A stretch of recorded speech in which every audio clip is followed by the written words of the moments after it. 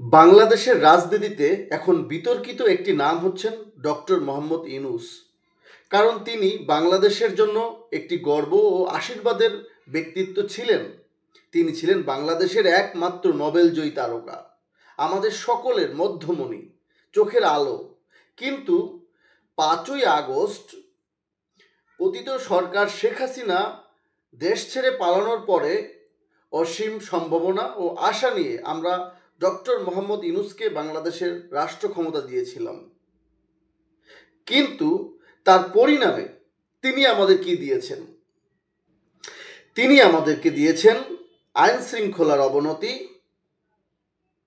সন্ত্রাস, অসীম চাঁদাবাজি, বেপরোয়া ধর্ষণ, মবের নামে মৃত্যুর লীলা খেলা, দুর্নীতি, টাকা পাচার এবং স্বয়ং নিজে রাষ্ট্রীয় শক্তি ব্যবহার করে তার ব্যক্তিগত সুযোগ সুবিধা নেওয়া। শুধু তাই নয়, তার উপদেষ্টা মণ্ডলীও স্বয়ং এই কর্মে লিপ্ত হয়েছে। ডক্টর মোহাম্মদ ইউনূস তার রাষ্ট্রীয় ক্ষমতা ব্যবহার করে তার গ্রামীণ বিশ্ববিদ্যালয়ের অনুমোদন নিয়েছে।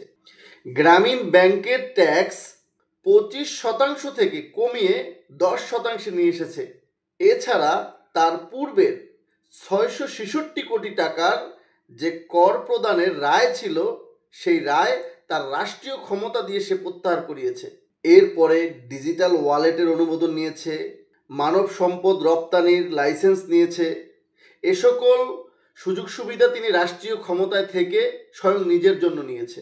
কোনো একটি ব্যক্তি যদি তার নিজের জন্য এতটা সুযোগ সুবিধা মাত্র 1 বছরের মধ্যে নিয়ে থাকে বা তার কম সময় নিয়ে থাকে, তাহলে ফ্যাসিস্ট হাসিনা সরকার ও তার নেতাদের যে অর্থ পাচার, অর্থ লুটপাট বা সম্পদ আত্মসাতের যে অভিযোগ, তাদের মধ্যে ও ডক্টর মোহাম্মদ ইউনূসের মধ্যে পার্থক্য কোথায়? আমরা না হয় ডক্টর মোহাম্মদ ইউনূসের কথা ছেড়েই দিলাম, আসুন তার উপদেষ্টা মণ্ডলীর কথা বলি। তার উপদেষ্টা মণ্ডলীর মধ্যে সবচাইতে বিখ্যাত কুখ্যাত হচ্ছেন আসিফ মাহমুদ সজীব ভুঁইয়া। তার পিতা ইতিমধ্যে হত্যা মামলার সাথে জড়িত হয়ে গিয়েছেন এবং তার এলাকায় তিনি মাফিয়াতন্ত্র কায়েম করেছেন, যার সংবাদ আপনারা ইতিমধ্যে টিভি চ্যানেলগুলোতে দেখে নিয়েছেন। শুধু তাই নয়, তার এপিএস 300 কোটি টাকার কেলেঙ্কারিতে অভিযুক্ত, কিন্তু এখন পর্যন্ত একটি টু শব্দ নেই সেই অভিযোগ নিয়ে।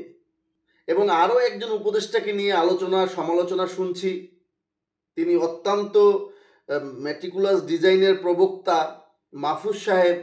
তিনিও নাকি 3 কোটি টাকা নিয়ে কি কথা অস্ট্রেলিয়ায় কাকে দেওয়া নেওয়া নিয়ে কথা শুনতে পাচ্ছি। তারপরে বই ছাপানো নিয়ে তানভীর সাহেবের যে অর্থ কেলেঙ্কারির কাণ্ড। সুতরাং দুর্নীতির দিক দিয়ে যদি শেখ হাসিনা সরকারের চাইতেও কাউকে অধিক বেশি প্রশংসিত করা যায়, অধিক বেশি বিখ্যাত বা কুখ্যাত বলা যায়, তবে অন্তর্বর্তীকালীন এই সরকার কোনো অংশেই কম নয়।